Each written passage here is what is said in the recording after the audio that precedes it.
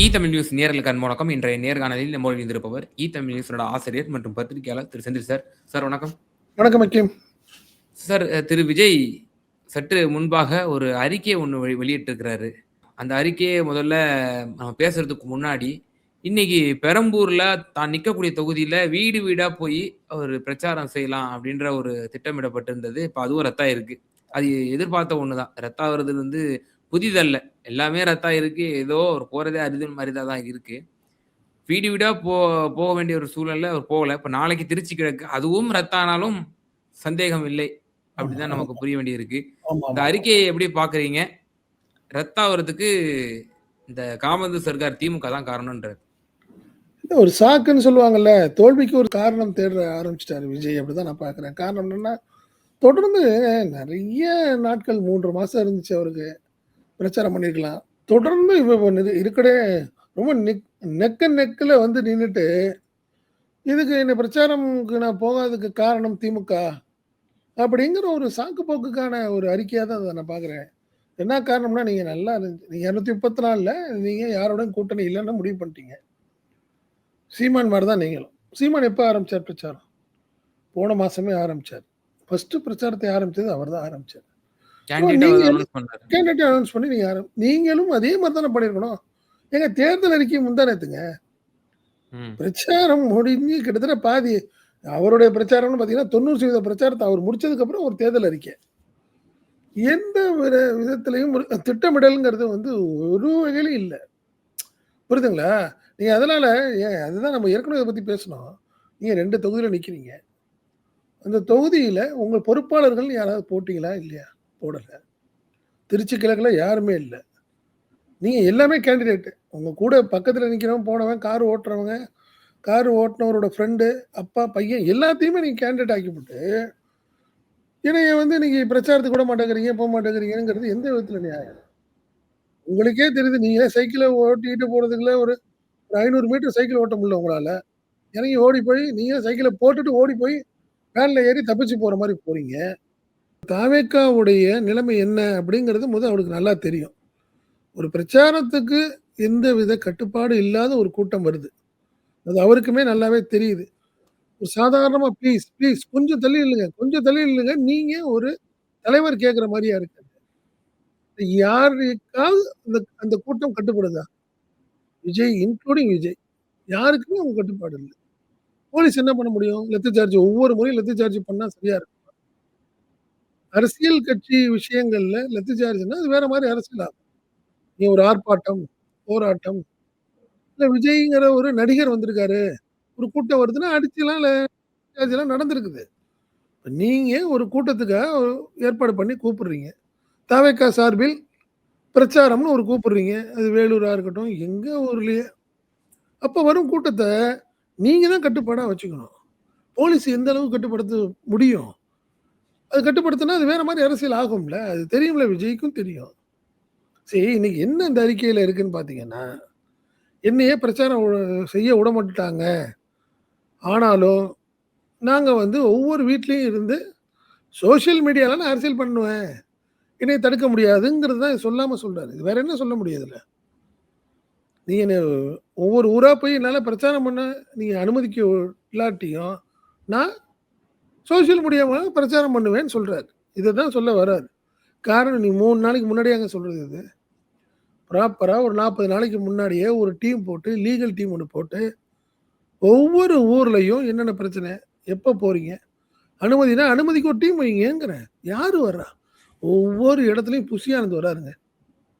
அங்க இருக்கிற லோக்கல் ஆட்கள வச்சுக்கிட்டு, போய் எஸ்பிய பார்க்குறாரு. எஸ்பி சொல்றதெல்லாம் தலையாட்டிட்டு வந்துடுறாரு. ஆனா, விஜய் பேச்சு வேற மாரில இருக்கு. எங்கள விட மாட்டேங்கிறாங்க, போ மாட்டேங்கிறாங்கன்னு அதிகாரிகள திட்டுறாரு, திமுகவ திட்டுறாரு. இந்த விஷயங்கள் மட்டும் தான் நடக்குது. நீங்க மத்த கட்சியெல்லாம் பாருங்க. எடப்பாடி பழனிசாமி ஒரு பிரச்சாரம் பண்ணணும்னு சொன்னாருன்னா, அந்த சம்மந்தப்பட்ட மாவட்ட செயலாளர்கள், சம்மந்தப்பட்ட வழக்கறிஞர்கள் பிரிவு இவங்க எல்லாமே போய் உட்காந்து அந்த டீம் ரெடி பண்ணி, எத்தனை நிபந்தனைகள் என்னைக்காவது எடப்பாடி பழனிசாமிக்கு 23 நிபந்தனை தான். ஸ்டாலினுக்கும் 23 நிபந்தனை தான்.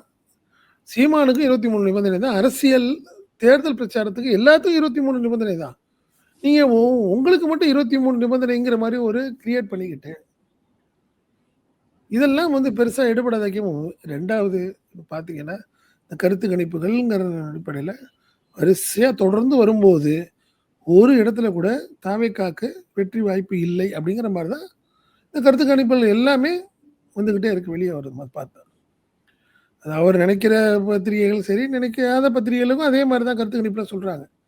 அவர் என்ன சொல்றாரு, திமுக ஆதரவு மீடியாக்கள்ங்கிற மாரி ஒரு விமர்சனம் வந்து இன்னைக்கு அறிக்கையில கூட அத சொல்றாரு. அந்த ஒரு வார்த்தைய சொல்றாருன்னு வச்சுக்கங்களேன். ஸோ அது நல்லாவே அவருக்கு தெரியும். இந்த தோல்விக்கு ஒரு காரணத்தை தேட ஆரம்பிச்சுட்டு இருக்காரு விஜய். அதுதான் இந்த அறிக்கையோட சாராம்சமா நான் பார்க்குறேன். ஏன்னா, மத்தபடி வேற எதுவுமே இல்ல. எங்கள பிரச்சாரம் பண்ண விடமாட்டேங்கிறாங்கன்னு சொல்றது என்னைக்கு? தேர்தலுக்கு 3 நாளைக்கு முன்னாடியா? கோர்ட்டுக்கு போங்க. என்ன பிரச்சாரம் சொல்லுங்க. கோர்ட்டுக்கு போனீங்கன்னா, கோர்ட் கிழிச்சு தொங்க விட்டுரும் அவங்கள. காரணம் என்னன்னா, உங்களுக்கு கட்டுப்பாடு இல்லாத ஒரு கூட்டம் வருது. பதில் சொல்லணும். விஜய் தான் பதில் சொல்லணும் அங்க. அதனால கோர்ட்டுக்கு போகல. இவரா ரத்து பண்றாரு. யார் ரத்து பண்றா? இன்னைக்கு முதற்கொண்டு ரத்து பண்றது யாரு? விஜய் தான் ரத்து பண்றாரு. இப்ப நாளைக்கு இது திருச்சி வந்து இன்னைக்கு அவர் சொந்த தொகுதி போற மாரி இருந்துச்சு. அவர் வந்து மத்த தொகுதிகளுக்கோ, மத்த பகுதிகளுக்கும் அவர் போறதுக்கு அவர் பல தடங்கல் இருக்கு அப்படின்னு வச்சுட்டாலும், தன் சொந்த தொகுதிக்கு போய் வீதி வீதியா சென்று வாக்கு சேகரிப்புல வந்து ஈடுபடலாம். அது கூட அவர் இதுவரை வந்து பெரிதா ஈடுபடல. இல்ல அதுதான் சொல்றேன். நீங்க அந்த விஷயங்கள் முழுக்க முழுக்க உங்களுக்கு சம்மந்தப்பட்ட விஷயம். போலீஸ் அனுமதி குடுத்தா கூட நீங்க மாட்றீங்களே. கடலூர்ல 3 முறை இதே மாரி நடந்துருச்சு. அனுமதி கேட்குறீங்க. ஓகேன்னு சொல்ட்டாங்க. கடைசியில கட் பண்ணிட்டீங்க. திருப்பி பர்மிஷன் கேட்குறீங்க. ஓகேன்னாங்க. வரல. உண்மையிலே இன்னொரு விஷயம் அவருக்கு வெயில் தாங்கல கிம். அவர் ஆள் எதிர்பார்த்த கருத்துட்டாருன்னு சொல்லி ஆமா. எல்லாரும் இல்ல போட்டுட்டு இருக்காங்க. அந்த இது நீங்க தேர்தல் அறிக்கை வெளியிட்ட அன்னைக்கு பார்த்தீங்கன்னா, ஆள் முகமே நல்லா இல்ல. அவருக்கு வெயில் தாங்கல. அது இப்ப 3 நாளைக்கு நாள் 4 நாள் வெளிய வந்ததுக்கு. ஆமா. திருச்சி கிழக்கு பார்த்தீங்கன்னா, திருச்சி 4 டூ கிழக்குல அதுவும் வேட்பு மனு வந்தாரு. அப்புறம் பெரம்பூருக்கு வேட்பு மனுவுக்கு வந்தாரு. அதுக்கப்புறம் குமரிக்கு போயிருந்தாரு. அப்புறம் காரைக்குடிக்கு போயிருந்தாரு. பேசாம இருந்தாரு. அப்புறம் கொங்குல போனாரு. அதுவும் கேன்சல் ஆயிடுச்சு. இந்த மாரி ஒரு ஒரு சில இடங்கள் மட்டும் தான் ஒரு போயிருக்காரு. பிளானே இல்ல கிம். நீங்க அதான் சொன்னேன் சிஎம் வராரு. காலையில 1, சாயங்காலம் 1 தெளிவா 3, 4 தொகுதிகளுக்கு ஒரு பாயிண்ட். நீட்டா ம். பண்ணிட்டு தான் இருக்கிறாங்க. உங்களுக்கு என்ன இதுல பிரச்சனைங்கிறேன். ஏன் நீங்க அது மாரி பண்றதுல என்ன பிரச்சனை? உங்களுக்கு என்ன பிரச்சனை? அவங்க ரோட் ஷோலாம் கேட்கல. எங்கேயாவது ஒரு இடத்துல கேட்கிறாரு. அது காலையில வாக்கிங் போறாரு. அவ்வளோதான். ரோட் ஷோனா பர்மிஷன் முன்னாடியே கேட்டு வாங்கிர்றாங்க. உங்களுக்கு நீங்க திமுக தரல நீங்க தேர்தல் கமிஷனுக்கு போங்க. இது வந்து தேர்தல் பிரச்சாரம். இதுக்கு முன்னாடி வரைக்கும் என்ன வேணாலும் காரணம் சொல்லிட்டே இருக்கலாம் நீங்க. போலீஸு, கவர்மெண்ட்டுன்னு சொன்னீங்க. இப்ப நீங்க ஒண்ணும் பிரச்சனையே இல்ல. தேர்தல் கமிஷன்ட்ட போனீங்கன்னா, தாராளமா உங்களுக்கு பர்மிஷன் குடுத்துரும். இல்லனாலும் கோர்ட்டுக்கு போகலாம். ஆனால், அந்த நம்பிக்கை அவருக்கு இல்ல. யாருக்கு? விஜய்க்கு. கோர்ட்டுக்கு போனா கோர்ட் பேக் ஃபயர் ஆகும். கோர்ட் கண்ணாமூச்சான்னு இவங்களுக்கு கேள்வி கேட்கும். இந்த இது சென்சார் போர்ட்ல போய் மாட்டுச்சுல்ல, ஜனநாயகம் விஷயம் மாரியே மாட்டிக்குவாரு அவரு. அவருக்கு வந்து பிரச்சாரத்துக்கு அனுமதியே இல்லாம போயிடும். அந்த ஒரு பயத்திலேயே தான் பார்த்தீங்கன்னா, இத்தனைக்கும் ஹெலிகாப்டரு, ஃப்ளைட்டு எல்லாத்தையும் பயன்படுத்திட்டாரு. ஒரே எல்லா வாகனத்தையும் பயன்படுத்திய ஒரே தலைவர் அவரா தான் இருப்பார்ன்னு நெனைக்கிறேன். ஃப்ளைட்டு, ஹெலிகாப்டரு, சைக்கிளு, வேனு எல்லாத்தையும் பண்ணிட்டாரு. புரியுதுங்களா? அதனால அவருக்கு 1 தோல்வி பயம். இன்னொரு விஷயம் அவருக்கு பிரச்சாரம் எல்லா இடத்துக்கும் போகல. கிட்டத்தட்ட 50% போயிருக்கிறாரு அவரு.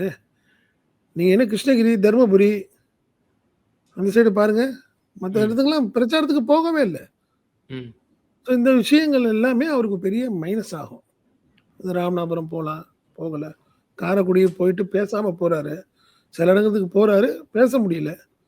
ஸோ இந்த விஷயங்களுக்காக இன்னைக்கு ஒரு அறிக்கை. இந்த அறிக்கையில ஒரு செல்ஜாப் பண்ணிக்கிறாரு. திமுக தான் வந்து இது மாரி பண்ணுது.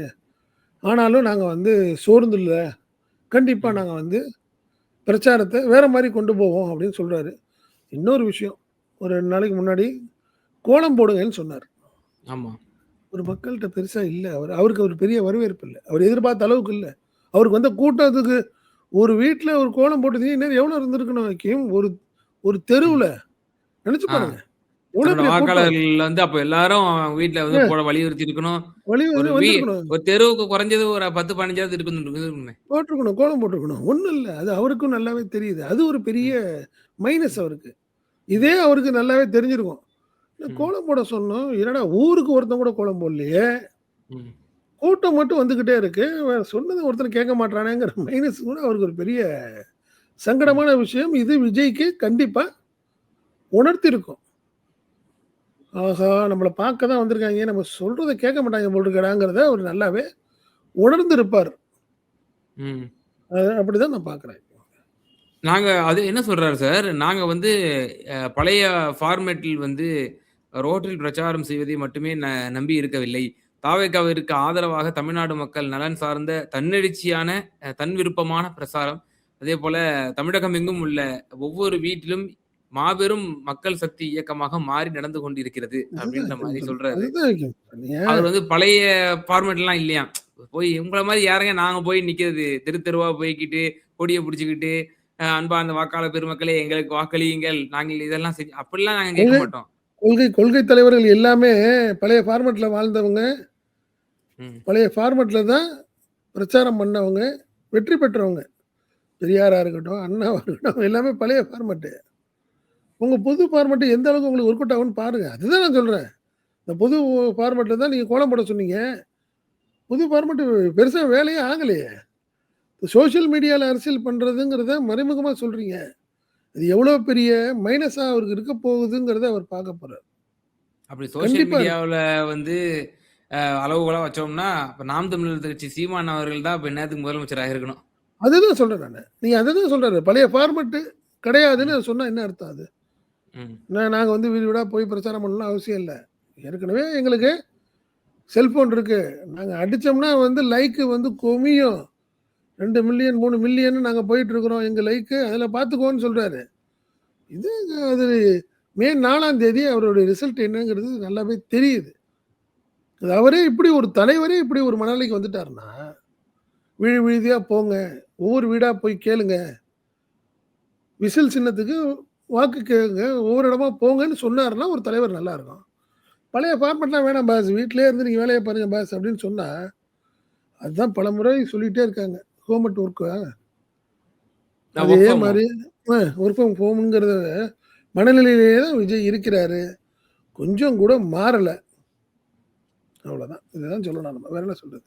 ம். இந்த இந்த இப்படிப்பட்ட ஒரு விமர்சனத்த இந்த சமயத்துல வைக்கிறாரு. இது மக்கள் மத்தியில எடுபடுமா? எடுபடாது. ஆ எப்படி வந்து உங்க காபந்து சர்க்கார் இப்படி வந்து ஒரு செய்ய முடியும்? அப்படின்னு சொல்லி. அப்போ களத்துக்கு அதாவது தேர்தலுக்கு முன்னாடியே தன்னுடைய அ இயலாமையையும், தன்னுடைய ஒரு தோல்வியையும் ஒரு மறைமுகமாக ஒப்புக்கொண்ட ஒரு பாணியில ஒத்துக்கணும். இப்படி ஒரு அறிக்கை இருக்கு. அப்பல்லாம் பைத்தியக்காரத்தனமாக்கியும். மத்தவங்கலாம் பைத்தியக்காரமா? போய் போய் பிரச்சாரம் பண்றவங்க, தெரு தெருவாக, ஊர் ஊராக, தொகுதி தொகுதியா போறவங்கலாம் பைத்தியக்காரத்தாங்களான்றேன் நான். அதுதான் சொல்றேன். அந்த கூட்டம் வர்றதை வைத்துக்கொண்டு விஜய் ஒரு மனக்கனவு வேற கனவுல இருக்காரு அவரு. அவர் கூட இருக்கிறவங்களும் அந்த மாரி அவர ப்ரொஜெக்ட் பண்ணி வச்சிருக்கிறது மாரி தான் நான் பார்க்கிறேன் நானு. அதான் சிம்பிள் தான் நம்ம சொல்லது தான் திருப்பி சொல்றது தான். அவர் சொன்னதுல எந்த அளவுக்கு பெரிய எஃபெக்ட் இருக்கு பாருங்க அவரு. கோலம் போடுங்கன்னு சொன்னது எதுவுமே இல்லையேன்றேன் நானு. நீங்க உங்களோட அந்த வர்ற கூட்டம் வந்து 1,50,000 2,00,000 பேர் வர்றாங்கன்னு ஊருக்கு சொல்றீங்களே, கோலம் ம். போட சொன்னீங்களே, எத்தன வீட்ல கோலம் போட்டிருந்தாங்க 2 நாள்ல? எங்க போட்டிருந்தாங்க? நீங்க உங்க ம். ஆபீஸ் வாசல்ல நீங்க போட்ட மாரி ஒரு வீடியோ வந்தது அவ்வளோதான். எந்த வீட்லயும் இல்ல, எந்த ஊர்லயும் நடக்கல இதுல. நீ உங்க அப்பா அம்மாட்ட சொன்னா, உங்க அப்பா, அம்மா சிரிக்க மாட்டாங்களா? "எம்மா விசில் கோலம் போடுமா, எங்க தலைவர் சொல்லியிருக்காருன்னா" எல்லா வீட்லயும் போட்டுருக்க வேணாமா இந்நேரம்? அதனால என்னை பொறுத்தவரை விஜய் வந்து ஒரு பெரிய ஏன்னா பல தலைவர்கள் இத சொல்லிட்டாங்க. ஒரு கமல் கூட பலமுறை சொல்லிட்டாரு. "வர்ற கூட்டம்லாம் உங்களுக்கான கூட்டம்னு நீங்க கனவு கண்டுறாதீங்க. அது சரியா இருக்காது. அதுக்கு நானே ஒரு பெரிய எக்ஸாம்பிள்னு அவரே சொல்ட்டாரு." அதனால விஜய் வந்து அந்த கூட்டத்தை நினைத்துக்கொண்டு வேற மாரி கணக்கு போட்டிருக்காரு. அந்த கணக்கு பொய்யான கணக்கு என்பது மே 4ஆம் தேதி நன்றாக தெரிய வரும். அப்படிதான் நான் பார்க்கிறேன். அப்புறம் டீலிமிட்டேஷன் கூட நடந்து முடிஞ்சிருக்கு. அதுக்கு ஏதாவது ஒரு அறிக்கை விட்டுருக்கலாம். பாத்தீங்களா? வந்து இந்த மாரி வீழ்த்தப்பட்டிருக்கு. இனி இது உங்களுக்கு தக்க பாடம். இது மசோதால மட்டும் வீழ்த்தப்படல, தேர்தல்ல 23ஆம் தேதி வீழ்த்தப்பட்டிருக்கு அப்படின்னு ஏதாவது கூட சொல்லலாம். அத பத்தி ஒண்ணுமே இல்ல. ஒரு சப்ஜெக்ட்டே இந்த அறிக்கையில எதுக்கு அந்த டீலிமிட்டேஷன்ங்கிற ஒரு வார்த்தை வந்து வார்த்தைய எடுத்து வார்த்தை விமர்சையா வேற மாரி ஒரு இருக்கு சப்ஜெக்ட். அப்படின்ற இருக்கனால அதுல சேர்த்திருக்கிறாரு. லிமிட்டேஷன் இல்லாமல் அராஜகத்தை ஊழலையும் செய்து, லிமிட்டேஷன் இல்லாமல் பொய் வாக்குறுதிகளை தந்து மக்களை ஏமாற்றும் லிமிடெட் கம்பெனி திமுகவை இந்த தேர்தலில் ஆட்சிக்கு வரவிடாமல் லிமிட் செய்து மக்கள் வீட்டுக்கு அனுப்ப போவது உறுதி அப்படின்னு சொல்லியிருக்காப்புல. இல்ல அதெல்லாம் அதான் சொல்றேனே. முழுக்க முழுக்க அவருக்கு இப்ப அவரு பர்சனலா எடுத்துக்கிட்டாரு. ம். திமுக வந்து நம்மள பர்சனலா அட்டாக் பண்ணுதுங்கிற மாரி அவரு நெனச்சுக்கிட்டாரு. கிடையாது. அதுதான் சொல்றேனே, இதுக்கெல்லாம் காரணம் எடப்பாடி பழனிசாமி தான். விஜயுடைய இந்த தோல்வி, இந்த விஷயத்துக்கெல்லாம் காரணமே விஜய் தான். இவரு தான், எடப்பாடி தான். கரூர் சம்பவத்த நீங்க இன்னைக்கு கண்டிக்கிற நீங்க, அன்னைக்கு 41 பேர் இறந்த அன்னைக்கு நீங்க ஒரு அறிக்கைய குடுத்திருந்தீங்கன்னா, இதுக்கு காரணமான விஜய் மீதும், தமாகா மீதும் நடவடிக்கை எடுக்கணும்னு ஒரு பொறுப்பான எதிர்க்கட்சி தலைவரா நீங்க அன்னைக்கு அறிக்கைய குடுத்திருந்தீங்கன்னா, இவ்வளோ பெரிய நஷ்டம் அதிமுகவுக்கே வந்திருக்காது. இப்ப நீங்க பெரிய லெவல்ல வளர்த்து விட்டுட்டு, இப்ப ஒரு ஒரு தலைவர் வராரு, போறாருன்னு நீங்க அவர திட்டிட்டு இருக்கிறீங்க. அன்னைக்கே நீங்க அத பேசி, அவர ஒரு கண்ட்ரோல் பண்ணியிருந்தீங்கன்னா, அதிமுக இன்னைக்கு அடுத்த கட்டத்துக்கு நல்லா வந்திருக்கும். இன்னைக்கு அதிமுகவுடைய வீழ்ச்சிக்கு காரணம் எடப்பாடி பழனிசாமி தான். விஜயோடைய வளர்ச்சிக்கும் அவர் தான் காரணம். அதுல ஒண்ணும் மாற்றம் இல்ல. ஆமா. இப்ப அதே போல சார், இந்த முழு இதுல பார்த்தோம் அப்படின்னா, வெறுமனே எங்களுக்கு வந்து வாய்ப்புகள் மறுக்கப்பட்டிருக்கு. எங்களோட தொண்டர்கள் கடைசி வரைக்கும் காக்கப்பட்டு அவங்களுக்கு வந்து கடைசி நேரத்துல அனுமதி குடுக்குறது. அப்புறம் நாங்க வந்து பிரிப்பரேஷன் எங்களால பண்ண முடியல. அதனால ரத்தாகுது அப்படின்ற மாதிரி தான் சொல்றாரு. இந்த அறிக்கையிலயும் கூட எது ஒரு முழுக்க முழுக்க திமுக பாஜகவை எதுலயும் டச் பண்ணல. எதுலயுமே டச் பண்ணல. கடைசியில ஒரே ஒரு வழியில மட்டும் மக்கள் விரோத சக்திகளை வந்து வெளியேத்துவோம். அதேபோல பாசிச சக்திகளுக்கும் இந்த இந்த விசில் புரட்சி வந்து வீழ்த்த போகுது அப்படின்னு சொல்லி ஒரே ஒரு வார்த்தை மட்டும் பாசிச சக்திகள் அப்படிங்கிற மட்டும் ம். அவர் பயன்படுத்தியிருக்காரு. பாஜகங்கிற ஒரு சொல்லாடல் கூட இந்த அறிக்கையில இல்ல, இல்ல. வந்து ஆமாமா. இடம் இல்ல. பெறல அப்படிங்கிறதும் குறிப்பிடத்தக்கது. ஆனா டெல்லி வெர்சஸ் தமிழ்நாடு அப்படின்ற ஒரு நேரட்டிவ சிஎம் தொடர்ந்து சொல்லிட்டு இருந்தாரு. அதுக்கு ஆமா. என்ன அதுக்கு வலு சேர்க்கும் விதமா டீலிமிட்டேஷன் வந்து ஒரு காரணமா அமைஞ்சது. டீலிமிட்டேஷன் பார்த்தீங்களா கொண்டு வந்துட்டாங்க. தமிழ்நாட்டுக்கு பேராபத்து. இதுக்கு பாஜக தான் காரணம். அப்போ முதல்வர் இவ்வளோ காலம் தீவிரப்படுத்திய அந்த டெல்லி வெர்சஸ் தமிழ்நாடு ஒரு அழகிய ஒரு முன்மாதிரியா வந்துருச்சு. அப்போ இவரு ம். அந்த தீவிரத்தன்மையை உணராமல் பாஜகவை ஒண்ணுமே பேசாம இப்படியே கடந்து போறாரு அப்படின்னா, அப்போ இதுவும் அவர் அம்பலப்படக்கூடிய தன்மை தானா? ஆமா, ஹக்கீம் நீங்க 100% அதாவது அவரு அவரு ஒரு இந்த மைனாரிட்டி மிஷனரீஸ் வச்சு இந்த அரசியல் பண்ணணும்னு நெனச்சாரு. அவரு குறிப்பா ஜான் ஆரோக்கியசாமிய வச்சு, கிறிஸ்தவ சங்கங்கள், அமைப்புகள் எல்லாத்துட்டயும் கொஞ்சம் அவங்கலாம் குடுத்த ஒரு தைரியத்துல தான் விஜய் வந்தது. பட் இப்ப பார்த்தீங்கன்னா, சிஎஸ்ஐ திருச்சபை வந்து நேற்று வந்து ம். திமுகவுக்கு ஆதரவு தெரிவிச்சு பிரச்சாரம் பண்ண ஓ! ஆரம்பிச்சுட்டாங்க. கத்தோலிக்க கிறிஸ்தவ சபை வந்து அது தனியா அவங்களும் திமுகவுக்கு ஆதரவு அப்படின்னு சொல்லிட்டாங்க. ஸோ அவங்க டேரிங்கா அவங்க சொல்றாங்க. இதெல்லாமே கூட அவங்களுக்கு ஒரு மைனஸா தான் ஃபீல் பண்ண ஆரம்பிக்கிறாரு விஜய். ஸோ திமுக நம்மள நெருக்க பாக்குது, திமுக நம்மள அழிக்க பாக்குதுன்னு அவர் நினைக்கிறாரு. ஏங்க நீங்க எடப்பாடி பழனிசாமி திமுகவ கடுமையா விமர்சனம் பண்றாரு. ஸ்டாலின பர்சனலா அட்டாக் பண்றாரு. உதயநிதிய பர்சனலா அட்டாக் பண்றாரு. கனிமொழிய பர்சனலா அட்டாக் பண்ணியிருக்காரு. அவருக்கு பிரச்சாரத்துக்கு தடை இல்ல. அவர் எல்லாத்தையும் ரெகுலரா போயிட்டு இருக்காரு. எங்கேயும் ரத்து கிடையாது. எங்கேயும் அவருக்கு அனுமதி இல்லைன்னு சொல்லல. புரியுதுங்களா? சீமான் அதே மாரி. ம். நீங்க பாஜக தலைவர்களும் அதே மாரி வந்துட்டு போறாங்க, பிரச்சாரம் விஜய விட பண்றாங்க. அதாவது அ விஜயும், இபிஎஸ விடவும் ஒரு படி மேலே போய் விமர்சிக்கக்கூடியவர் சீமான். அண்ணாமலை அதே மாரி தான். அண்ணாமலையோட ம். விமர்சனத்தெல்லாம் தாண்டி அவங்களுக்கெல்லாம் யாருக்குமே பிரச்சாரத்துக்கு அனுமதி இல்லைன்னு வரல. உங்களுக்கு மட்டும் வரலன்னா யார் மேல தப்பு? ம். இந்த கரூர் சம்பவம் மாரி தான் ஹக்கீம் இதுவும். நீங்க என்ன தப்பு செஞ்சீங்கங்கிறதையோ, என்ன செஞ்சுகிட்டு இருக்கீங்கங்கிறத கூட நீங்க உணராம, திருப்பி திருப்பி ஏதாவது காரணத்தை தேடி தேடி பேசிக்கிட்டே இருக்கிறீங்க. கூட இருக்கிறவங்க செய்ற தவறுகளை கூட காதுலயே வாங்காம, பார்க்காத மாரியே இருந்துகிட்டு இருக்க விஜய்க்கு, இந்த தேர்தல் தக்க பதிலடி கொடுக்கும் அப்படிங்கிறது தான் ஒரு சிம்பிள் திங். அத தாண்டி வேற ஒண்ணும் விஜய்க்கு பதில் சொல்ல ஒண்ணும் வேல யார் சொன்னாலும் வேற மாரி தான் அவர் எடுத்துக்குவாரு. இன்னும் 2, 3 நாட்களே உள்ளன. இந்த 2, 3 நாட்களிலாவது திரு விஜய் அ வெளியில் வந்து இதுக்கப்புறம் மக்கள் சந்திப்பு நிகழ்ச்சி நடத்துவாரா? தெரு தெருவா சென்று வாக்குகள் சேகரிப்பாரா? அப்படிங்கிறதே ஒரு கேள்விக்குறியா இருக்கு.